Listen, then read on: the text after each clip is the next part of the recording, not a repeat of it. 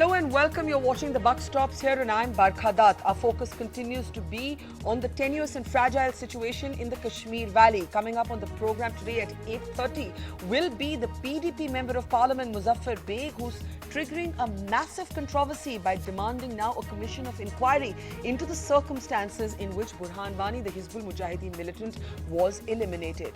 Of course, this also continues to be a day when no newspapers were published. This despite the fact that Mehbooba Mufti's advisor Amitabh Mattu was on this program last night saying that there is no ban. Editors have refused to accept this, saying that the government must own the ban and accept that the editors were not misrepresenting the situation when they said that they had in fact been prevented from taking their newspapers out. All of this taking place on a day when the army has ordered an internal inquiry and expressed regret for firing that killed 2 civilians in Kazigund in South Kashmir last night. Now, as Parliament looks at Kashmir, the question can be asked, have we failed to learn from past mistakes in the Kashmir Valley? When will Delhi see the writing on the wall? And are there lessons in history that can be used for this moment? Joining us now is somebody who was in the hot seat the last time the valley actually saw unrest of also a very serious kind. Former Home Minister P Chidamabram is in the studio with us. We all remember 2010 when you were Home Minister. You have seen what this kind of tension can result in. You also wrote in the Indian Express about it. You made a very one would think a very commonsensical argument that Kashmir is not just about real estate, it's also about its people. Do you believe that we as a country have forgotten that? Yes. Most people still look upon the Kashmir issue as an issue of land, where Pakistan is trying to grab land which belongs to India, and India is trying to defend that land. No one is saying we should not defend the land, but the problem of Kashmir is not a problem of land, it's a problem of people. And where do you believe that absence of empathy reflects itself? You were in Parliament when the initial debate has taken place. Do you believe that parliamentarians were empathetic? I think Parliament was divided yesterday, but I think we tried to paper over the differences. Each side said a few things that will not be objected to by the other side, but fundamentally there is a clear division in the approach between the ruling alliance and the opposition parties. What is the biggest difference? The biggest difference is the ruling alliance, the NDA, believes that a muscular approach to the Kashmir problem is the answer. Whereas I think those in the opposition, especially the Congress, the CPM, the CPI, the JDU, have realized after witnessing what happened since 2010, in 2010 and since 2010, that a purely police-driven or a security forces-driven approach will only worsen the situation. And therefore, they have appealed for, in their own words, a healing touch and a different approach to protesting students, etc., etc. But was it fair for Ghulam Nabi Azad, who opened the debate for your party, to actually bring in the coalition between the BJP and the PDP into this debate? He actually located alienation within that larger context. But what's happening in the Kashmir Valley is a combination of multiple factors. There is the external dimension, there is Pakistan, there is alienation which has existed. I've been going there for 2 decades, it's existed ever since. There is the growing impact of radicalization. There are educated school toppers like Burhan Wani picking up the gun. Why bring the PDP-BJP coalition into it? Because the alliance itself was a grave provocation. To whom? To the people of Kashmir. See, the BJP as a party and the people of the Kashmir Valley, when we talk about Kashmir, we are really talking about the valley, although the state of Jammu and Kashmir includes Jammu and Ladakh. I think they are poles apart. I think there's hardly any commonality between the BJP's philosophy approach and what the Kashmir Valley people believe in. So when you have a government with the BJP and the PDP, more or less equal numbers, if I was a person who was born and lives in the Kashmir Valley, I will see this as a very disturbing, challenging, provocative development. Aren't you undermining the electoral process? I don't. The elections threw up this alliance. I'm not questioning the legitimacy of the government. I'm only explaining why Mr. Azad pointed out that when you form a government which may be legitimate, you have to understand and recognize that perhaps that government itself frightens people or threatens people. You're saying the very fact of these polar opposites, ideologically speaking, also regionally very, divided between Jammu and the Kashmir Valley. The fact of their coming together is such a sort of unimaginable thing. I remember Mufti Muhammad Saeed once told me it's like the North Pole and the South Pole coming together. That in itself is contributing to the rage on the street? No, I think the presence of the BJP and what the BJP does in the rest of India. See, the constant talk of repealing Article 370, that frightens people, that sends fear among the people. But their alliance agreement says status quo on 370. But why do they allow then people to talk about Article 370? Similarly, if you polarize the people in the rest of India on religious lines, that sends a wrong message to the Kashmir Valley.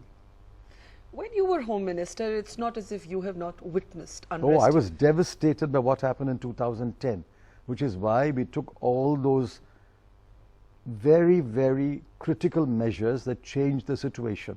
Please remember the dramatic turnaround that happened in 2011 and which we preserved until 2014, and which I was very happy that the NDA government in Delhi and the government in Jammu and Kashmir were able to preserve even to the rest of 2014 and the bulk of 2015. But the deterioration has happened towards the end of 2015. But let's go back to 2010. Because I was there, I remember reporting this, over 100 young boys were killed in those clashes between, again, not the army, the police and the paramilitary, and boys wielding stones, or young men wielding stones. Controversially, it was at that moment that the government decided to use what we now call pellet guns. I've just come back from hospitals in Srinagar. There are close to 100 Kashmiris, most of them between the ages of 16 to 18, who may never see again because of the use of these pellet guns. It has been pointed out that this was a decision that goes back to 2010 when you were Home Minister. Do you, looking at the consequences of these guns on the ground this time, regret deploying them? Well, I'm afraid you haven't done your research as well as you should have. In what Usually way? you do. In what way? These pellets did not kill in 2011, 2012. You should ask yourself why. What I'm told is they are using different pellets, heavier ammunition today. I think in 2010 we did a few things. One, we said no bullets, only pellets, I think of some size 6 or something, a particular size. I can't exactly recall the number. They are not using those pellets now. They are using heavier ammunition. Second, we said the front line of the security forces must be Kashmir Police, and the CRPF and other paramilitary must be behind them. Number 3, we said only a few policemen must be armed with these pellet guns, not all of them. Fourthly, we said you must only shoot below the knee, and you must not stand up and shoot. Those are still the orders. But apparently those orders are not being obeyed. I think, and I need to confirm it by talking to people in Kashmir, I think they're using a different pellet today than what they used in 2010.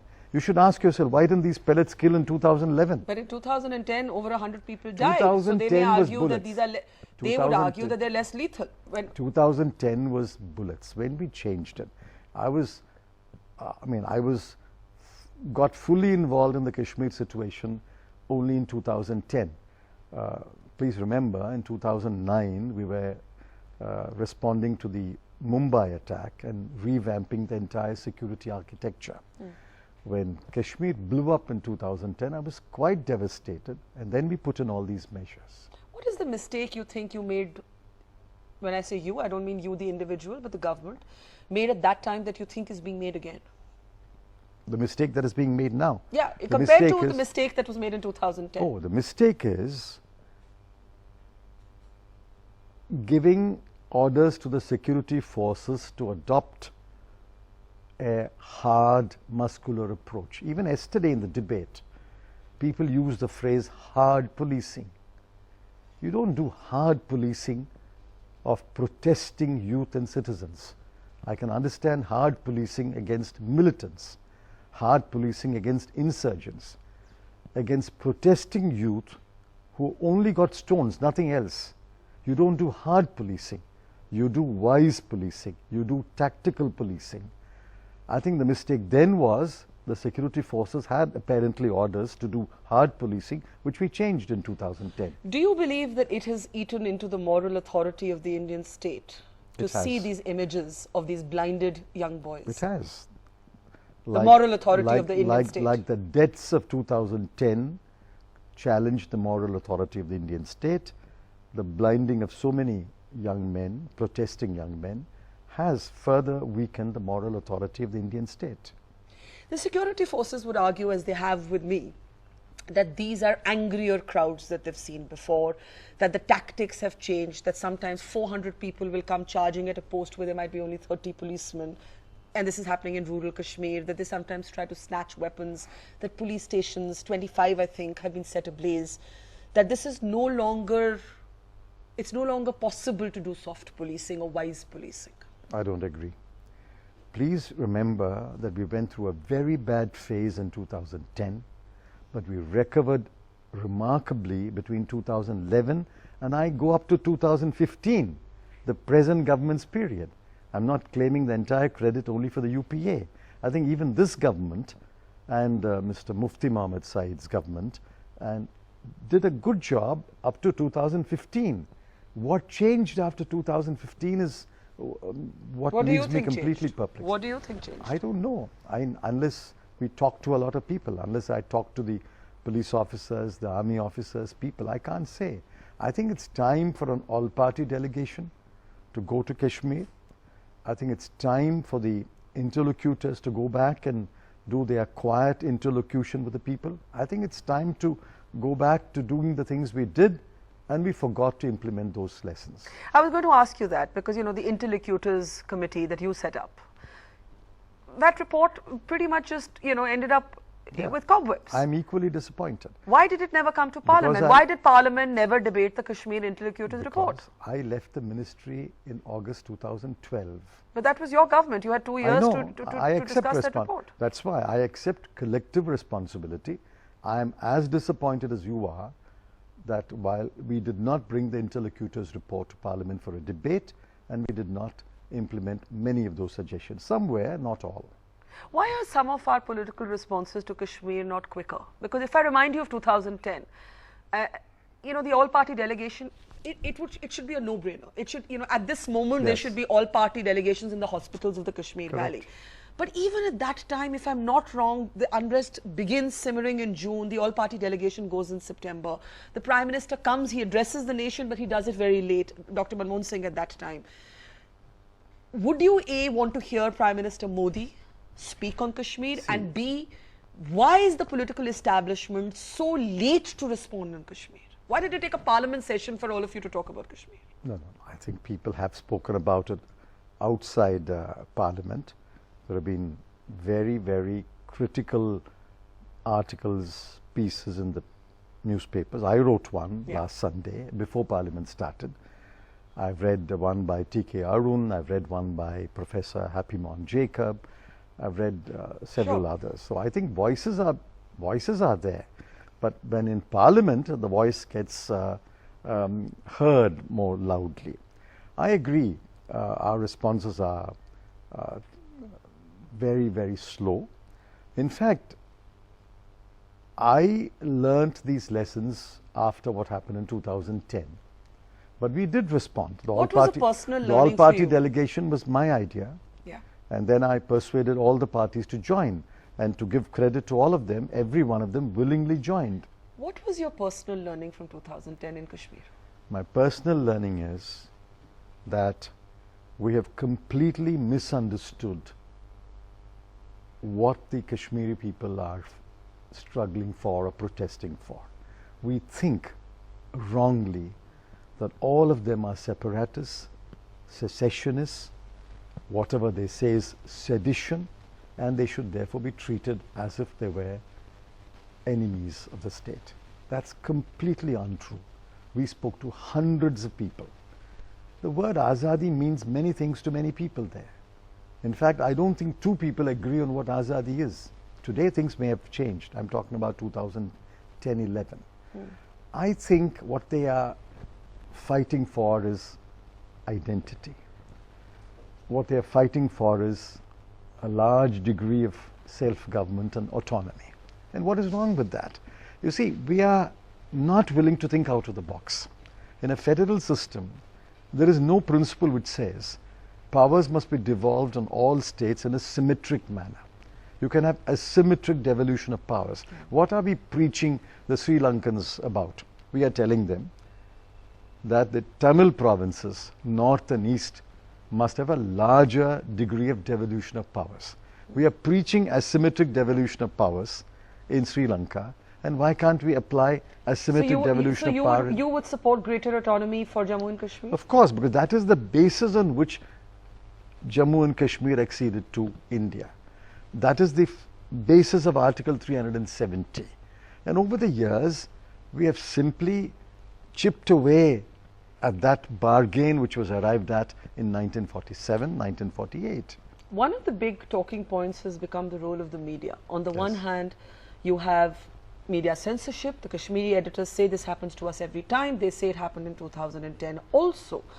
On the other hand, you have at least a block of television channels, and I would certainly exempt this one from that block, who rabble-rouse to the extent that if you speak the language that you're speaking, they would call you anti-national. They certainly call me anti-national. In this environment, have we just destroyed the capacity for an intelligent, complex conversation on Kashmir? Did you read Dr. Fazil's article Shah today? Faesal, yes, of course. He was a topper. Now, he should be an icon. Now, I was so proud when a Kashmiri young man, became a topper in IAS. He's serving today in Jammu and Kashmir, the state of his choice, as Director of Education. Now, if he is so moved to say, if this doesn't stop, I'm going to quit the service, I think that is a day of great sadness for me. All of us, our hearts must be filled with sadness. What we need is more people like Dr. Fazil, not changing Dr. Fazil and his like into questioning the integrity, intellectual integrity of our media, the intellectual integrity of our political leadership. I think that article which he wrote today must be made compulsory reading for every political party and every political leader. You know, he was on one of my shows and he said something very interesting. He said, I do not want to be burdened with the politics, or as if my aspiring to be part of the civil services is somehow to be upheld as a solution to the Kashmir problem. This is my individual aspiration. There are parallel streams. Don't use me to not address the problem. And there's a lot of that happening, right? There's a lot of these hyper-nationalist anchors who initially put his picture with Burhan Wani and said, be this, don't be this. And actually, you're not just endangering him, you're actually being disingenuous about the problem. You're demeaning him. Actually, you're demeaning him. You're demeaning him by using him? Yes, you're demeaning him. See, he's not setting himself up as the opposite, the polar opposite of Wani. He wants to find a way in which he joined the Indian Administrative Service, presumably because he thinks through serving the people as part of the civil service, he can bring peace and prosperity to Kashmir. Now, he could have practiced as a doctor. He could have moved anywhere to India and practiced as a doctor.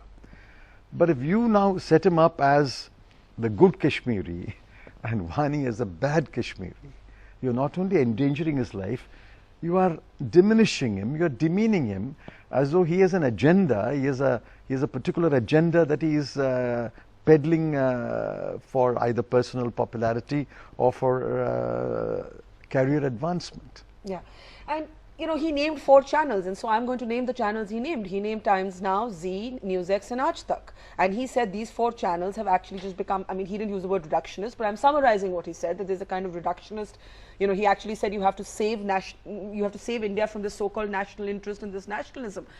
When you look at the backdrop of what happened in JNU, do you believe that that entire debate about Kanhaiya Kumar actually now seems farcical given what's happening on the streets of Kashmir? We were so scared of a slogan. We said that even then. We said that even then. You see, anyone who has a different point of view, anyone who has even a questionable point of view is not anti-national. He may be wrong, he or she may be wrong. They are not anti-national. Every slogan does not become a seditious slogan. I wrote about it and I was pilloried for that. Well, we all go through our share of pillorying. When you were Home Minister, and this of course emerged later, you could not share it at that time, you did meet with the separatists, you did meet with the Hurriyat conference. Can you share with us what happened in those talks? Well, I can't. Informally, I wouldn't call them talks. I can't call them talks. But you did try to reach out. I did meet them, and I think I was able to convince at least one of them and his friends that there is space for that point of view within the overall federal system of India. Would you name who that was? Well, I think it may not be fair because their views may have changed by now. One other person I found was rather timid, although he is bracketed as a separatist and all. I think he was rather timid, and I don't think he had the courage to take either his idea forward or to meet our ideas on the subject. The one man I did not meet was the Mr. Gilani. I didn't meet him, but I did meet many others. And I was Farooq, Yasin Malik, Sabir Shah. I was confident that over a period of time we can bring them closer to our point of view. At the same time, move our point of view closer to what the aspirations of the Kashmiris are. So one of the big ironies of this moment, and it happened by the way in 2010 also, is that Gilani was actually asked covertly by Omar Abdullah's government to help calm things on the street, and he did try. This time too, officially, the J&K government has asked the separatists to try and calm down things on the street. Why this strikes me as ironic is that this is a government that cancelled talks with Pakistan because the Hurriyat was having tea with the Pakistanis. Now you're asking the same Hurriyat to help. That was the early days of the Mr. Narendra Modi's government, and I think they realized that that was a foolish thing to do. Does the fact that we do not know Mr. Modi's view on this situation concern you? Of course it does. Look how President Obama reacts. Well, Manmohan Singh didn't always react like Barack Obama. We're not talking about Dr. Manmohan Singh now. That government has had its tenure, it's over. We're talking about the present. This constant comparisons take us nowhere. We must recognize that we are talking about the present and how to deal with the present. I can understand if you want to talk about the future. Why talk about the past? Then we go back and talk about the 1940s and the 1950s and the 1960s. So you would have wanted to hear Prime Minister Modi? I would certainly like to hear Prime Minister Modi. I would have liked him to be present yesterday in the debate in the Rajya Sabha and made a brief intervention. Even if he had spoken only for 2 or 3 minutes, I think that would have made a big difference. In conclusion, of course, you have gone on record several times to say that you believed that a change was needed in the Armed Forces Special Powers Act. You could not convince your own party, your own I can't convince many people even today. This is after Justice Jeevan Reddy report. Yeah. This is after the Supreme Court judgment of a few days ago. This is after the Law Commission's report. I mean, I am at my wit's end. I'm inclined to believe that most people who defend AFSPA have not read AFSPA. I would urge them through your channel today, please read AFSPA. It's a short act. It has, I think, only 4 or 5 sections. The only relevant sections are 3 and 4. Please read AFSPA. How can we have a law which says you can use force even to the causing of deaths? And Supreme Court recent Supreme judgment Court on Manipur is I think challenging. They've come down so heavily that if I was in government today, I would insist upon the Prime Minister that he should immediately convene a cabinet meeting, and in the light of the judgment, which is law declared by the Supreme Court, this act is not only a suspect law, it is grossly unconstitutional. Those are strong words, Mr. Chidambaram, but a lot of wisdom in the comments you made today. I hope someone in the government is paying attention, because... Well, I'm not saying I'm the repository of wisdom. I want people to read what I wrote today before yesterday. It is about the people and not just about real estate. I'm glad that Derek O'Brien borrowed my title, and I'm grateful. Kashmir is not about land. Of course there is land there. Yes. But Kashmir is not about land, and let's not use words only. Let's not only use words like integral part of India, defense of Kashmir. Those are perhaps inevitable in a debate or a conversation. But go beyond that and talk about the people of Kashmir, what they want, what they aspire to, and find a way to win over the people. Leaving it there, Mr. P Chidamabram, thank you so much. Pleasure to have you on the program.